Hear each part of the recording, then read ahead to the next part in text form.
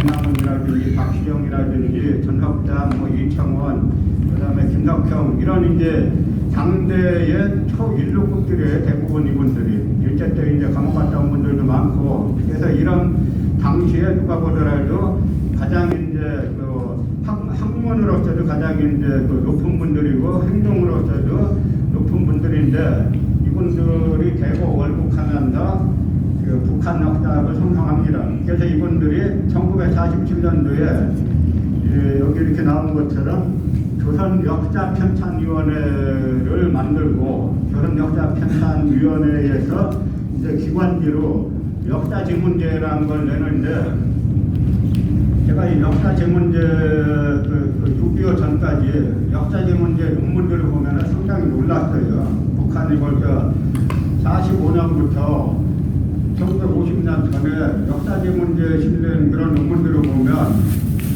이 사람들이 이 당시에 벌써 이 정도 수준의 역사학을 지향하고 있었구나라는 것을 이제 알 수가 있습니다. 그 다음에 이제 남한 소위 말하는 지금 강단사학이죠. 이제 한겨레 신문의 역사관이 바로 이제 강단사학하고 똑같은데요. 이 남한 강단사학은 뭐냐면, 그야말로 이제 총독부에서 조선 총독부 직속의 조선사 편수에서 근무했던 사람들이 주축인데, 여러분 조선사 편수에 하니까 마치 이게 학술기관이 같죠. 조선사 편수회의 회장이 누구냐면 정무총감이에요. 조선총독부 정무총감. 조선총독부 정무총감은 지금으로 치면 국무총리, 법무부 장관, 그 다음에 행정자치부 장관, 이걸 다 한 손에 쥐고 있는 막강한, 지금 대통령보다 파워가 훨씬 센 사람입니다. 사실상 이 사람이 위원장이에요. 학술기관이 아닙니다. 그런데 일본이 1940년대 미드웨이 해전을 패전하고 난 다음에는 일본이 자기네가 지는 거 알았어요. 그런데 놀란 게 뭐냐면, 이 조선사 편수의 예산은 한 푼도 안 깎았어요. 그야말로 소나무 껍질 벗겨가지고 송지 채취하면서 연료를 뗄 때도 이 조선사 편수의 예산은 한 푼도 안 깎았어요.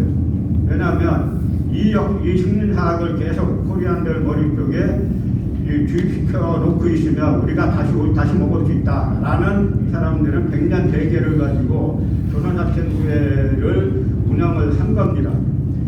그러다 보니까 조금 아까 제가 해방공간에서 역사학에 세 학파가 있다고 그랬죠. 하나는 민족주 역사, 또 하나는 유물사관, 또 하나는 총독부 역사관인데, 이 유물사관 하는 분들은 대부분 월북하셨고, 민족주 역사학자들도 다 해방공간에서 6.25를 거치면서 다 이제 제거가 되거나 납북되거나 하셨죠. 남은 거는 총독부 역사학자들만 남았는데, 이 사람들이 해방 이후에 우리는 총독부 역사학자다 이렇게 말하기는 힘들잖아요. 그러니까 식민사관이란 말을 갖다가 실증사학을 딱 배치를 한 거예요. 그래 놓고 나서 이 사람들, 이기백수 여러분 다 아시죠? 신석봉, 이병도 저 사람은 서울대학교 국사학과 장학하고, 신석호는 고대국사학과 장학하고, 또 국사관이라고 있어요. 지금 국사편찬위원회 전신이죠. 여기로 장학하고, 당시에 교원장 정도가 있었는데, 그래서 일제식민사관을 교원장 정도를 통해서 주요 대학 역사학과를 다 장학하고, 국사편찬위원회 장학하고, 그 식민사관을 갖다가 교원장 정도를 통해서 계속 정탈을 한 거죠. 그래서 이렇게 보시면은 이기백 씨가 쓴, 이 제자인 이기백 씨가 쓴 한국사실론을 한번 보시면, 이에 대해서 실증사학은 한국사의 발전을 어떤 선입견을 가지고 이에 맞춰서 보는 것에 반대하였다.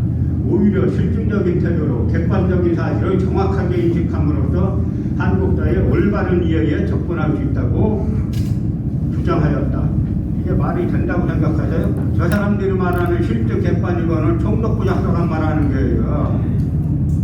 우리 총독부 역사관이 옳다라고 말할 수 없으니까 마치 자기네가 실증이고 객관이고 이런 것처럼, 그 역사에서 객관적 역사관이 있을 수가 있어요? 미국 사람이 미국사 쓰는 거 객관적인가요? 다 주관적이죠. 모든 역사가. 모든 역사는 다 민족사예요. 근데 마치 이 나라에서만 민족사를 하면은 무슨 대단히 죄를 짓는 것처럼 아주 그렇게 여기는 기류가 팽배해 있는데, 이게 다 식민사학자들이 각계의 표준에 확인해가지고 퍼뜨린 그런 이제 결과죠. 이게 이제 조선총독부에서 만든 아까 조선사 편수에서 자기네 망할 거 알면서도 끝까지 막대한 예산을 투입해가지고 만든 역사관은 크게 보면 이 세 가지입니다. 그러니까 하나는 단군을 부인하는 것, 또 하나는 한타군, 중국 그 한나라가 만들었다는 한타군이 평양에 있다는 것, 북한에 한타군이 있었다는 것, 그 다음에 임나일본부설, 임나가 가야라는 설, 요 세 가지 정도 여기에다가 뭐 백제가 일본의 식민지였다는 뭐 이런 몇 가지가 더 있는데 가장 핵심적인 사안은 요 세 가지예요. 그 단군 국교를 부인하고, 그 다음에 한타군은 평양에 있었고, 그 다음에 임날본부는 가야고. 그러니까 우리 역사는 원래 대륙성과 해양성의 역사인데 대륙을 자르고 해양을 다 잘라낸 다음에 반도로 가다 놓고, 반도라는 말이 일본인들이 만든 말이에요. 우리 조상들은 반도라는 말 안 썼어요. 그 반도의 북쪽은 중국의 식민지였고 반도의 남쪽은 일본의 식민지였다. 그러니까 독립운동하지 말아라. 이 논리를 펼쳤습니다. 요 세 가지를 살펴보면은 저는 이 논문을 보고 이게 아까 역사 제문제에서 그 홍기문이라고 벽초 홍명희 선생의 아들인데요. 저 홍기문이 1949년도에 쓴 논문이에요. 역사제 문제예요. 조선의 고고학에 대한 일제 어용학설의 검토. 이걸 한번 보시면 일본 제국주의가 조선을 완전한 식민지로 만들기에 성공하자 그들의 소위 역사학자들은 조선 역사에 대해서 이상한 관점을 보였다. 과연 어떤 것들인가? 첫째, 서기전 1세기부터 4세기까지 약 500년 동안 오늘의 평양을 중심으로 한나라 식민지인 낙랑군이 설치되었다는 것이요. 둘째, 신라 백제와 함께 남조선을 분구하고 있던 가라가 본래 일본의 식민지였다는 것이요. 전 이거를 보고 1949년도에 북한 역사학계는 이미 한타군 한반도설, 그러니까 낙랑군 평양설, 임나가야설 이거를 극복하는 거를 주요 과제를 삼았다라는 거를 알고 상당히 놀랐습니다. 그런데 먼저 단군 부정론에 대해서 살펴보면 우리 조상 중에 누구도 단군을 부정한 사람이 없어요. 그런데 일본인들이 들어오기 시작하면서 단군을 갖다가 국도로 이제 평하기 시작합니다. 주요한 논리는 뭐냐면 단군 왕검이라는 말 자체가 삼국유사에 나오니까 저건 12세기 13세기에 이런이 만든 거다라고 이제 논리를 만들어가지고 퍼뜨리는데 나가미치오, 가야 임나사를 주장한 정한론자예요. 이 나가미치오가 단군은 불교가 전파한 뒤에 중들이 날조한 망령된 이야기라 그러고 이 시라토리 구라게치 현재 남한의 식민사학자들이 대단히 존경하는 인물이에요. 대저 단군의 사적은 원래 불설에 근거한 가공의 선담에 지나지 않는다. 그 다음에 이만희실류 아주 사료 조작의 달인인데 남한 강단 사학자들은 하늘같이 떠받드는 인물이죠. 이만희실류도 똑같은 이야기들을 하는데 여러분 한번 생각해 보세요. 여러분이 예를 들어서 필리핀이나 태국에서 자기네 국교로 모시는 인물이 있어요. 우리가 거기 남의 필리핀이나 태국이고 어느 나라고 국교로 모시면 우리가 이분은 국교로 모시는구나 존중하지 그거 니네 가짜야 거짓말이야 막 이렇게 하겠어요? 그 이유가 뭐냐면 바로 일본인들이 여기를 점령해보니까 뿌리 단군을 중심으로 한 이 뿌리를 흐트러뜨리지 않으면은 계속 지배하기가 힘들겠다라고 해가지고 이 단군을 부정하기 시작한 겁니다. 그런데 과연 이 단군 이야기가, 단군 왕검 이야기가 일원의 삼국유사에 처음 나오는 게 아니에요. 삼국사기에 고구려 동천왕조 247년도에 보면은 그래서 평양성을 잡고 백성과 종묘와 사직을 옮겼다. 평양은 본래 선인왕검의 땅이다 이렇게 되어 있죠. 선인왕검, 단군왕검의 땅이라는 이야기예요. 그래서 여기서 말하는 평양은 지금 평양이 아니라 만주에 있는 평양입니다. 고구려 사람들이 그 만주에 단군왕검의 조성이 있다는 것을 다 알고 있었다 하는 이야기예요. 그리고 삼국유사 왕력수에 보면 자기네 시조, 고구려 시조 주몽에 대해서 추모라고도 한다. 단군의 아들이다 이렇게 말하죠. 그러니까 고구려는 단군 조선을 계승한 나라다라는 그 생각을 가지고 있었던 겁니다. 우리 학교에서 이런 거 절대 안 가르치죠. 그런데 북당 최남선이 나중에 우리 이제 광복 후에 반민특위에 체포되지 않습니까? 그 감옥에서 바로 마포 형무소 자리가 지금 저 법원 검찰이 있는 그 자리예요. 제가 재판받았던 그 자리인데 그 자리에 갇혀가지고 자연결습니다. 나한테 딴 규모는 나 집어씌워도 내가 변명하지 않겠다. 단 나보고 단군은 무함했다는 이 하나만은 이 한 가지만은 내가 받아들일 수 없다. 그러니까 친일파 최남선도 단군은 무함했다는 이 사실 하나는 내가 받을 수 없다. 이렇게 감옥에서 썼어요. 그런데 21세기 대한민국은 이 송호동이라는 교수가 아주 단군을 신화다. 이 신화라는 걸 갖다 가짜다라는 의미로 사용하는 역사학계가 유일하게 전 세계에서 남한 강단사학계예요. 그리스로마시나 뭐 이 사람들 그거 가짜라고 생각 안 해. 그게 다 그 당시 사람들의 사고가 반영된 거라 그러죠. 근데 우리는 이 남한의 강단 식민사학자들만 단군하면은 비난하기 바쁘죠. 왜냐? 총독부 역사는 그대로 갖고 있으니까. 그런데 이게 바로 한겨레 20일에서 단군과 백두산 그려놓고 사이비 역사의 역습. 이건 그야말로 갈 때까지 간 거예요. 총독부도 하지 못하는 짓거리들을 이런 식의 짓거리들을 했어요. 친일파 최남선이 감옥에 갇혀서 단군을 무함했다는 이 사실 하나만큼은 내가 받아들일 수 없다 라고 했는데 표지에 버젓이 단군과 백두산 실어가지고 사이비 역사하고 유사 역사. 여러분 유사란 말 어디서 나온지 아세요? 저는 남한의 강단 승사학자들이 어떤 용어 만들면 30분이면 용례 차잖아요. 길어야 1시간. 총독부 문서이지만 다 나와요. 총독부 문서에 종교를 갖다 이렇게 분류합니다. 기독교, 불교, 천주교 이런 종교들은 학무국, 지금으로 치면 교육부나 문화부, 학무국 종교과에서 관리해요. 그런데 천도교, 동학이라든지 대종교라든지 보천보라든지 하는 항일 민족 종교이죠. 이거를 유사종교 거기서 나오는데요. 총독부에서 만든 종교 유사종교를 분류해가지고 여기는 어디서 관리하냐면 이 경무국 그러니까 지금의 검찰, 경찰, 국정원 이런 데서 관리하는 거예요.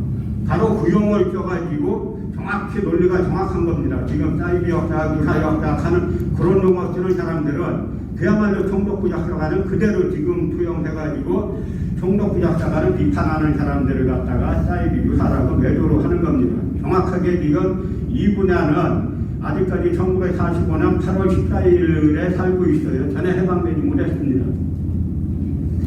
그 이병도 박사가 뒤늦게에 학자로 수정해가지고 이게 당시 조선일보에 나온 건데요. 단군 조선은 사실 고대사 국원에야 이렇게 나왔는데 이게 나오니까 저 최태강 박사라는 분이 서울법대 학장이셨는데 저분이 이제 민족사를 하신 분이죠. 그래서 이병도 말년에 이병도를 찾아가나면 사료로 계속 제시하니까 이병도가 맞다 해가지고 자기 입장을 바꿨어요. 그러니까 최태영 선생은 이병도가 입장을 바꾸면 남한 강단사학이 바뀔 줄 알았던 거예요. 천만의 말씀이죠. 뭐냐면 이 사람들은 대일본 제국자로 하는 사람들이에요. 그 중에 대일본 제국자의 한국 지방사를 하는 겁니다. 그러니까 이병도라는 사람은 대일본 제국 주식회사의 한국 지사장이에요.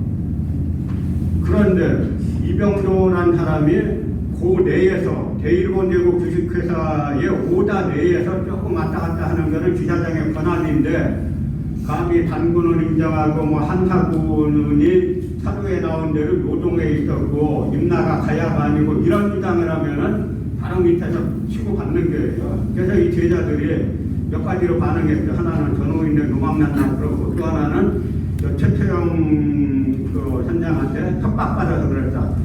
아니 최태영 선생이 100달까지 넘게 산 분인데 2연배 때예요. 이분이 협박해가지고 협박해가지고 이 학대를 바꾸고 이럴 계제입니까? 이걸 잘 몰랐던 거죠. 남한강단사학이라는 것이 일본의 어떤 부속되어 있는 그런 역사학이라는 걸 모르고 이제 그런 주장을 했던 건데요. 그러니까 우리가 이제 북한의 역사학을 한번 살펴보면은 북한도 처음에는 한타군 한반도에서 그러니까 남남군이 평양에 있었냐 요동에 있었냐 가지고 많이 싸웠어요.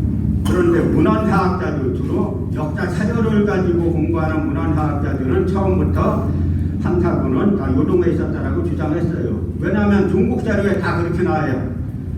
남남군 제요동, 남남군 기지 제요동, 그 땅은 요동에 있다. 중국 자료에 다 요동에 있다고 나오지 평양에 있다고 나오는 자료 하나도 없어요.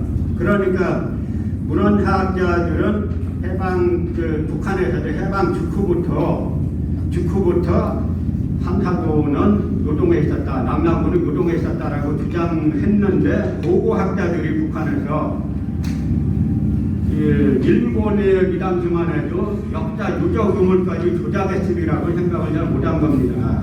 그래서 이 사람들이 고고학자들이 유물이 있지 않냐, 유적 유물이 있지 않냐라고 했는데 그런데 최근에 남한의 고고학자들을 대단히 존경하는 인물들이 도쿄대 공대교수였던 세키노 타다시라는 인물인데 최근에 이 세키노 타다시가 일제강점기 때 쓴 일기가 공개됐어요. 그 일기를 보면 뭐라고 나오냐면 여러분들 북경에 가시면 유리창가라고 있어요. 우리로 치면 이사동 같은 데인데 거기에 가가지고 이 영사관의 죽촌이라는 인물과 유리창가 가가지고 가보니까 한나라 유물, 남남 유물이 많이 있어가지고 마구 사들여가지고 총독부로 보냈다 이렇게 써놨어요.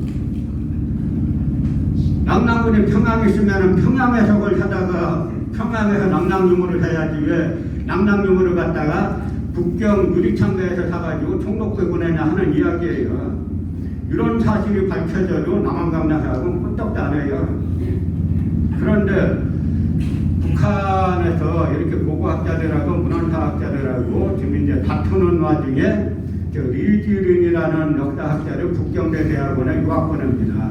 그래서 리지린의 지도교수가 고시를 강의라는 학자인데 중국의 20년대부터 40년대까지 고사비안 학파라고 있어요. 아직 중국 학자를 휩쓴 학파인데 그 학파의 대표예요. 근데 중국 사람들은 막판에 가면 중화주의 사관을 벗어나지 못해요. 그래서 이 고일강도 남남군은 평양에 있다라고 주장하던 학자인데 나중에 리지린이 와가지고 저 고조선정국 제가 이제 작년에 번역해서 출간했는데 한 700쪽이 넘어요.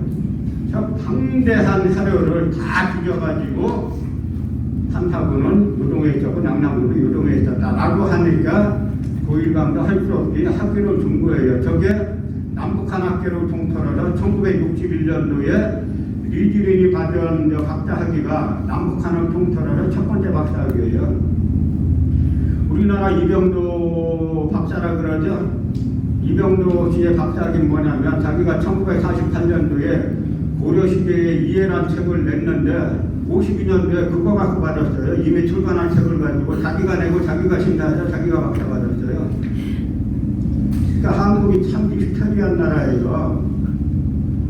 그래서 북한에서는 저 리지린이 박사학위 논문이 통과되고 1961년도 가을에 평양에서 열린 고조선에 관한 과학토론회에 참석해가지고 자기 논문을 발표하면서 그 논문 자체 뒤에 보시면은 고고학 자료까지 잔뜩 써놨어요. 중국 각지에서 나온 만주 지역에서 나온 고고학 유물까지 잔뜩 써놨기 때문에 고고학자들로 남남군이 평양에 있었다라는 학설을 취소하고 다 남남군이 요동에 있었다라고 하는 학설로 다 돌아갔죠. 그래서 북한은 1961년도에 남남군 평양설 한타군 북한설을 갖다가 다 폐기하고 남남군 한타군 요동설로 1961년도에 정리를 했어요. 이게 그 책이에요. 그런데 남한 학자들이 어땠냐면 윤여영 교수가 이 고조선정군한 책을 냈잖아요. 그 책을 내면서 이 책을 참고를 했죠. 그런데 그 당시에 80년대에 책을 내면은 북한 책 참고했다라고 쓰기는 어려웠던 시기 아닙니까? 그랬더니 저 강단사학자들이 윤대영 교수를 안기 국가안전기획부에 신고했어요. 북한 책 봤다고, 이 책 봤다고. 그래서 이제 안기부 출장 조사를 받았는데 윤대영 교수가 저게 뭐 정치적인 내용도 아니고 함상군이 요동에 있었다 하는 내용을 썼다 그래서 그 당시 안기부에서 거꾸로 매달기는 또 어렵잖아요. 그래서 이제 그냥 위야무야 넘어갔는데 이런 사례들이 말해주는 게 남한 강단사학의 솔주는 분단체제라는 이야기예요. 그래서 요번에 이제 일이나 보존연구 보면은 서기전 4세기, 5세기 때까지는 여기 이제 지금의 하국정 난하까지가 고조선의 강력이었다라고 주장하는 겁니다.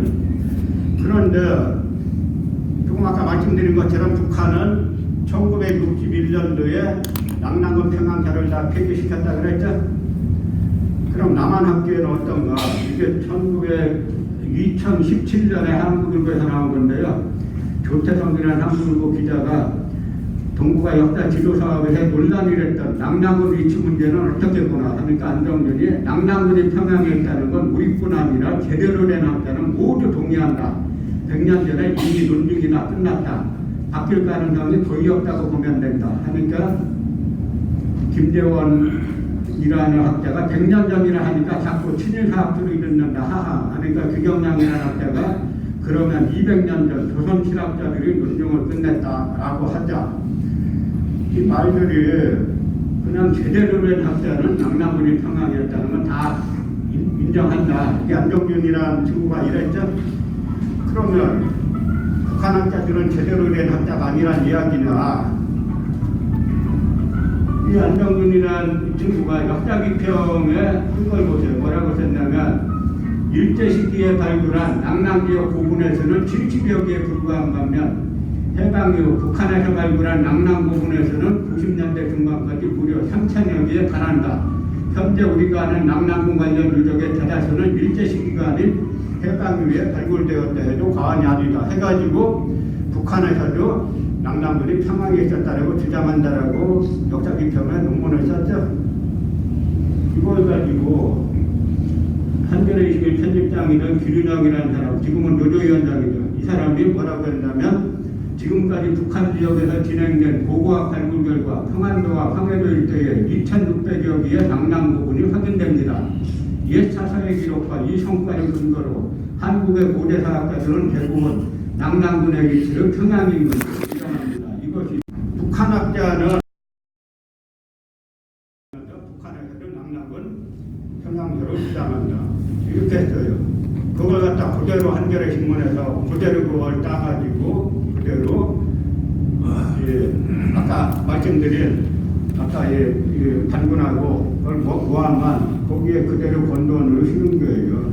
이 카르텔 구조가 대단한 겁니다. 저희가 그동안 식민사학하고 싸우면서 많은 일을 겪었는데 저는 어떻게 보면 식민사학자들보다 언론인과 공무원이 더 나쁘다고 봐요.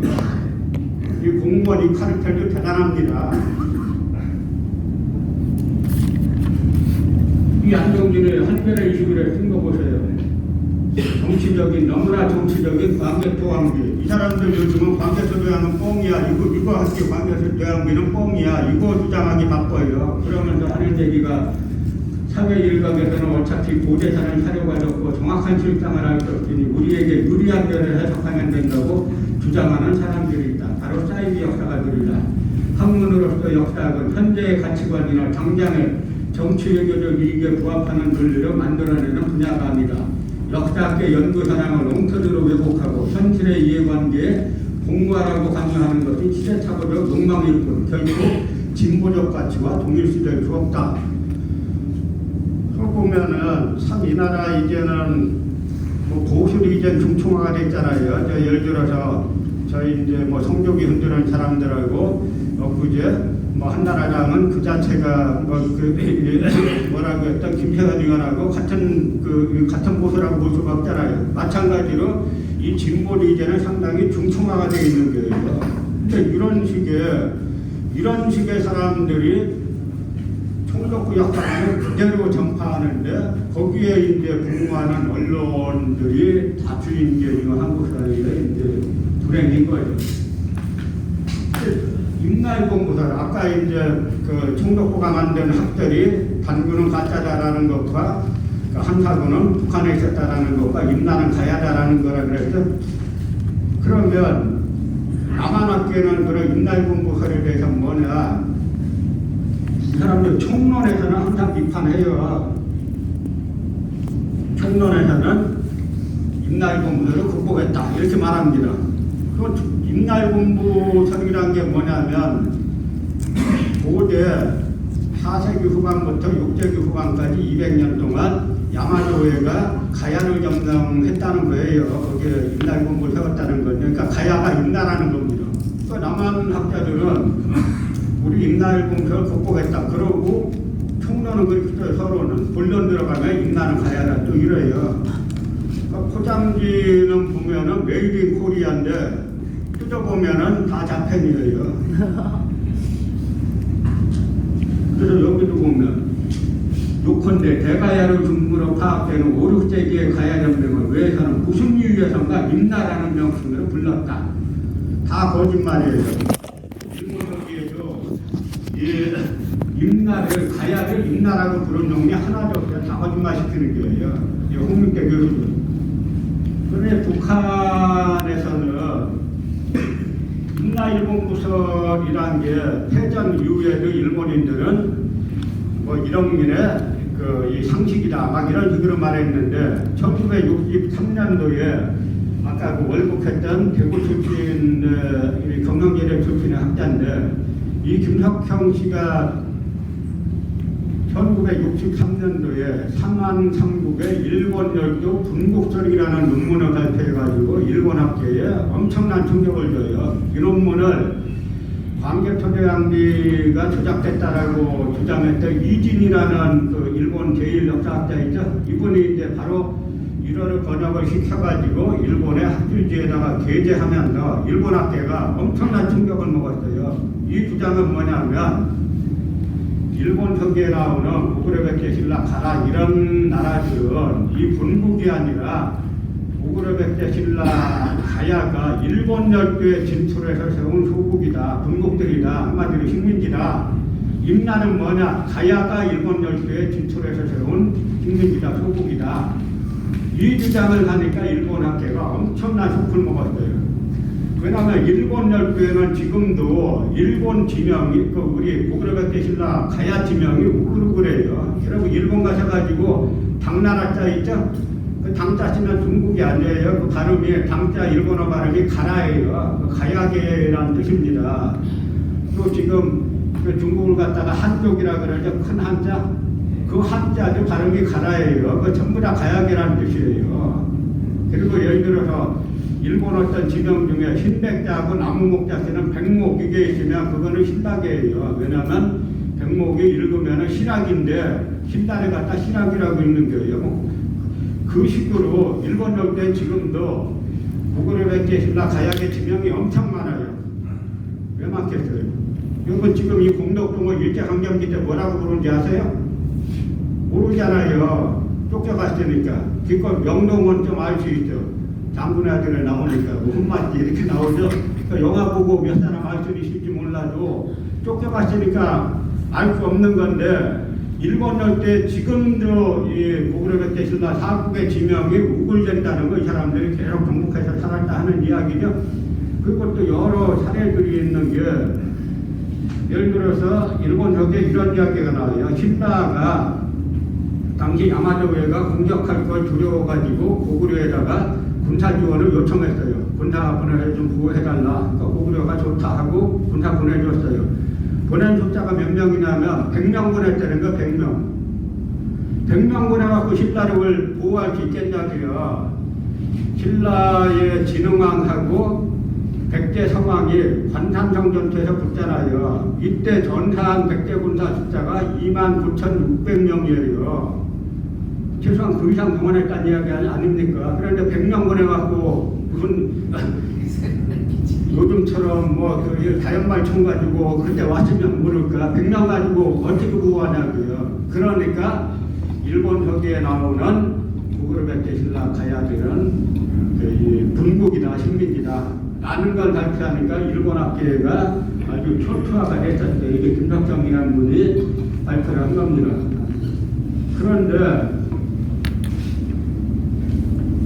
일본 이만희식으로 시에마스 야식하지 남한의 주정부뿐만 아니라 대다수가 예를 들어서 이런 이야기가 있어. 뭐냐면 일본 서기에 소위 이런 지명들이 좀 나와요. 비자반, 남자라, 낙국, 안국, 다라, 탁순 이런 지명들이 나오면 일본 서기에 나오는 지명은 기본적으로 어디에서 찾아야 돼요?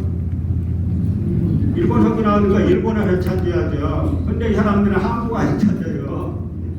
근데 한국 와서 찾는데 뭔가 논리가 그렇듯해야 되잖아요. 하나만 시간 바쁘니까 하나만 말씀드리면 여기 탁순이라고 나오는데 탁순을 갖다가 한반도에 찾으려고 하다 보니까 별 근거가 없어요. 그러니까 이 시에마스 야스카지라는 인물이 어떻게 했냐면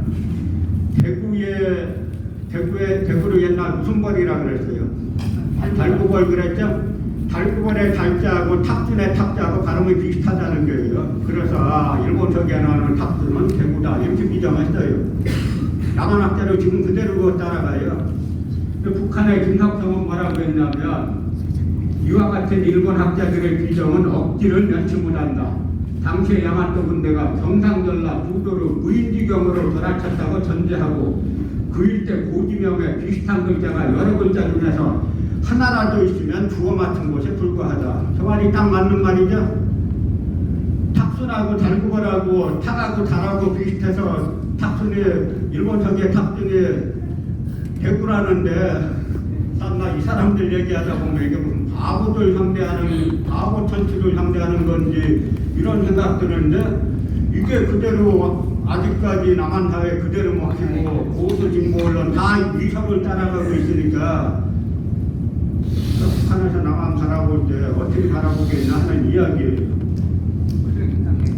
그래서 일본 구급파들하고 남한 강가사학자들은 전부 다 임나가 여기 있었다라고 보고 남한의 민족사학자 일부는 대마도나 큐스나 북한은 여기 지금 오카야마 키위라는 곳에 그 임나가 있었다고 가야의 식민지 임나가 있었다라고 이제 보는 겁니다. 북한 학계는. 앞으로 우리가 남한 민족사학자들도 북한 학계서를 거의 못 봤어요. 그래서 앞으로 북한 학계의 책을 내 조우성이라는 분이 쓴 책을 갖다 올해 번역해서 올해 주엘 달아서 출간했는데 북한 학계 학자들이 많이 알려지면은 저는 오카야마 키비설이 이걸 더 얻으리라고 생각하는데요.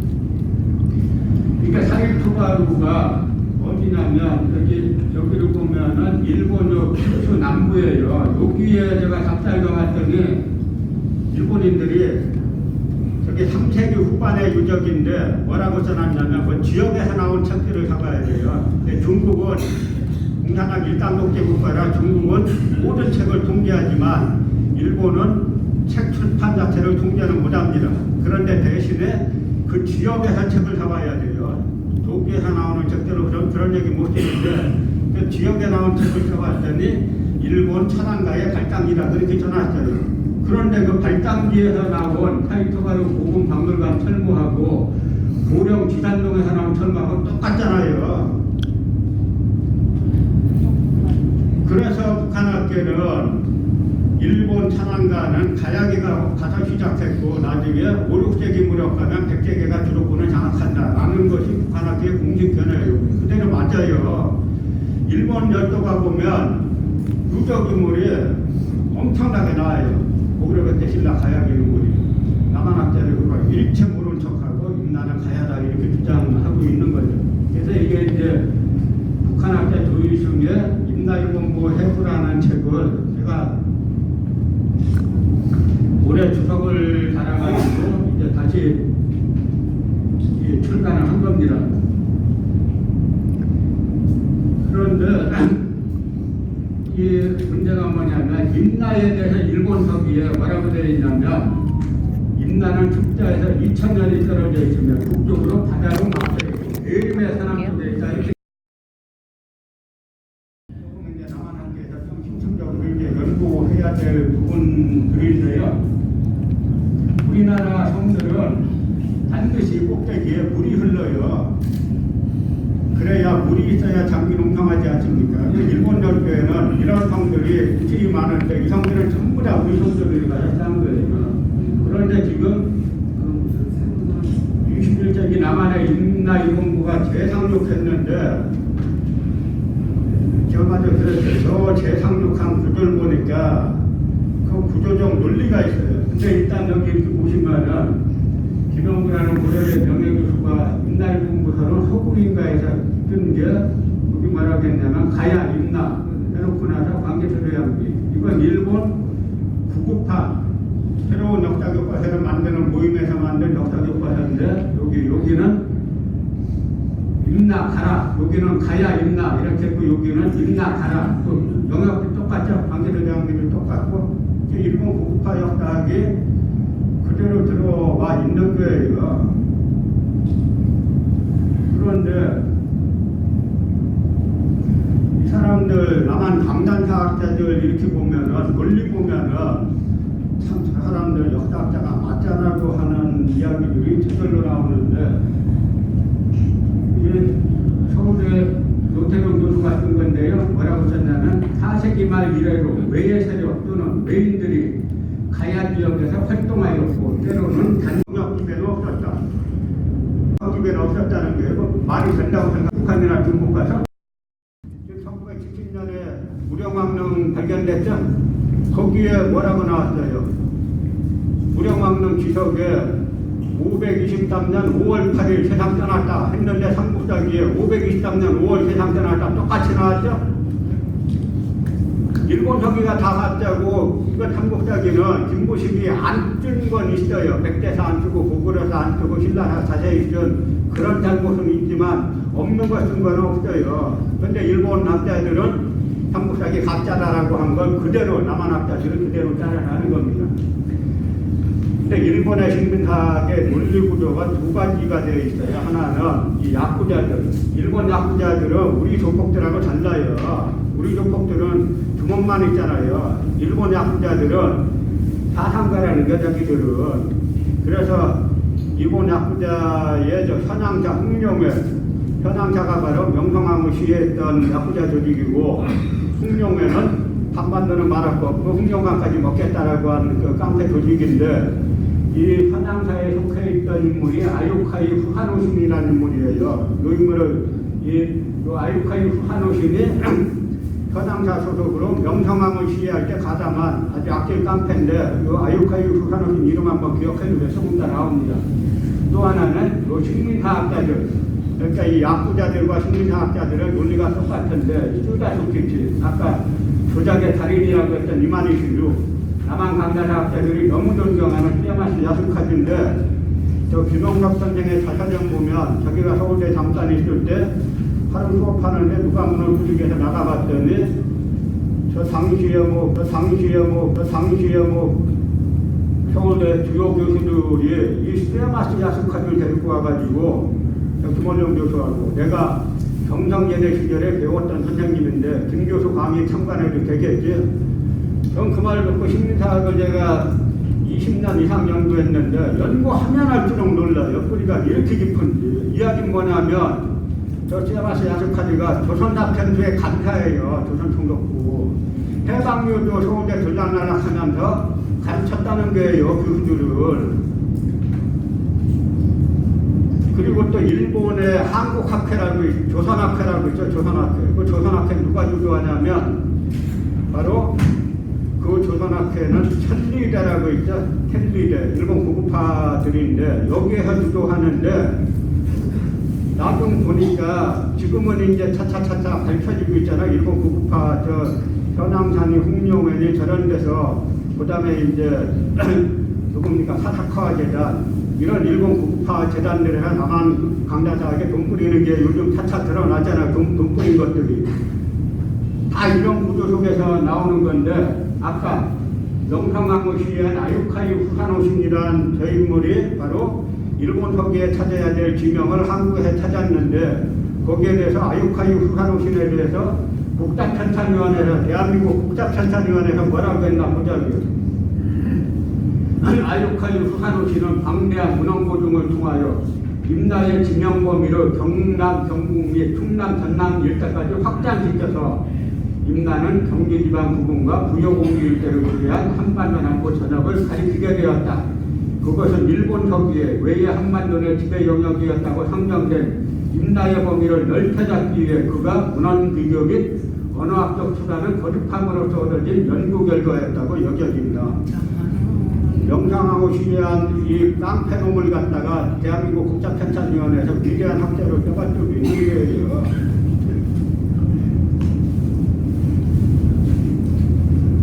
그러니까 이게 이 구조가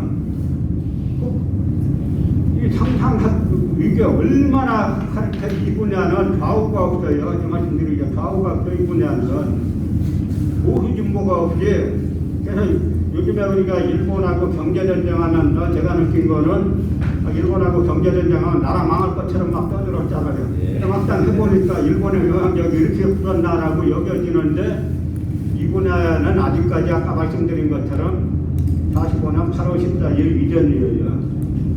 그 다음에 수야마스 야스카지에 대해서 국가편찬위에서 뭐라고 했냐면 그 수야마스 야스카지는 기존의 지명고증을 비롯한 문헌고증 성과에 의존하면서 한국, 중국, 일본 등의 관계 사료를 시대순에 따라 종합함으로써 고대 한일 간 대외관계사의 틀을 마련하였다. 그리하여 최초로 학문적 체계를 갖춘 이른바 남한경영론을 완성시켰으니 그 서류 요약하면 다음과 같다.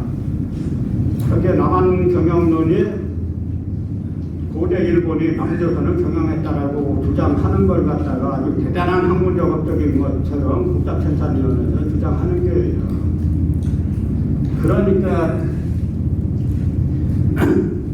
북한 학자들이 북한은 1961년도에 양남금 평양을 극복했고 1963년도에 임나 가야를 극복했는데 아직까지 저러고 있으니까 어떻게 보겠냐 하는 이야기입니다. 그래서 이 존 카터 코벨이 하여간 이 얘기는 일본 문화는 전적으로 그 흐름은 사실상 99%까지 한국에서 일본으로 가는 일방적 흐름으로 주속되었다라고 이야기를 했어요. 이렇게 말했으니까 한국 건너가서 엄청난 냉대와 천시에 시달리다가 미국으로 돌아갔죠. 그래서 존 카터 코벨이 남한 강단사학자를 보고 처음에 얼마나 쇼크를 먹었겠어요. 자기는 당연히 일본 문화는 한국에서 건너갔다라고 하니까 남한 사학자들이 바꾸칠 줄 알았더니 이게 뭐가 하니까 그래서 존 카터 코벨이 1981년에 무엇 때문에 한국의 학자는 그렇게 소극적인가? 지금의 나이 든 학자들은 과거 일본 사람 밑에서 공부에 비해 그들에 대한 무슨 의리나 의무 같은 게 있어 그러는 것인가? 아직 서른이 안 된 젊은 학도들은 누구에게도 빚진 것 없을 테니까 이들은 박차고 일어나 진실을 밝혀서 캐캐 묵은 주장들을 일수해버렸으나 한다. 누군가는 해야 할 일이기 때문이다 라고 해가지고 나이든 사람들을 틀렸고 젊은 사람이 나와야 된다라 그랬는데 젊은 사람들이 드디어 나타났어요. 조선일보에서 국가학계의 무서운 아이들 해가지고 2016년도에 제가 1심에서 유죄 판결 받았잖아요. 그러니까 저를 기소했던 검사가 바로 조국 사태 때 조국 물러나라고 주장했던 그 임무영이라는 이 검사인데 그 검사가 제가 고검에 조사받으러 갔더니 물어보는 게 박재상이 일본에 인질로 간 거 사실 아니냐고 따지는 거예요. 내가 한국 살다 보면은 대한민국 검사가 박재상이 일본에 인질로 간 게 그렇게 신나는 일인지 모르겠는데 그걸 가지고 막 따졌고 그 다음에 1심 판사 징역 6개월에 집행유예 2년 선고했던 1심 판사는 나중에 양승태 그 퀴즈로 밝혀져 가지고 여기 서부지법에 있을 때 서부지법에 각종 서류를 갖다가 빼돌려서 보고한 걸로 검찰 수사까지 받았죠. 그런데 제가 유죄 판결 받으니까 역사비평 저쪽에서 특집을 2번에 발행하고 하니까 그때부터 이제 언론들이 좌우 언론 해가지고 죽이려고 이제 달려드는 겁니다. 이때 이 김영남이라고 아까 한국일보에서 나온 대담에 나온 뭐 있죠? 훌륭한 학자들이 만든 동북아 역사 지도가 자초기기에 처했다. 만약 이러한 일이 실제로 발생한다면 한국 국제적인 웃음거리가 되고 한국 역사학계의 학문적 수준에 대한 평판도 큰 편향을 이끌 것이다. 이게 뭐냐면 여러분들 이쪽 공부해보세요. 역사 공부해보시면 진짜 상상 못할 일들이 너무 많이 벌어지고 있어요. 역사학자 60명의 역사 지도 남한은 사색인데도 고구려